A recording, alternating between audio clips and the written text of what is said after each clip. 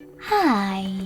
In front of me is Samsung Tab Active3 and today I would like to show you how you can connect it using Bluetooth.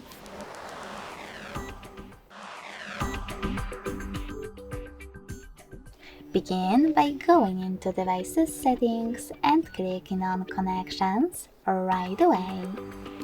Then tap on Bluetooth. Now you need to click on the gray switcher next to Bluetooth feature to activate it and wait for available devices to show up. When they do, click on the one that you wish to connect to.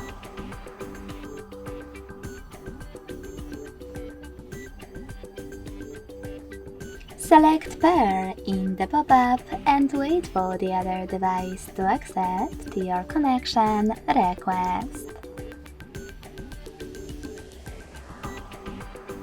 As you can see, my devices were successfully connected.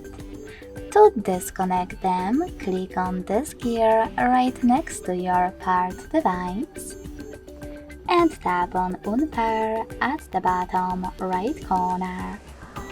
Lastly, confirm your choice in the pop-up. Thanks so much for watching. If you enjoyed this video, smash that like button, comment and subscribe. Bye!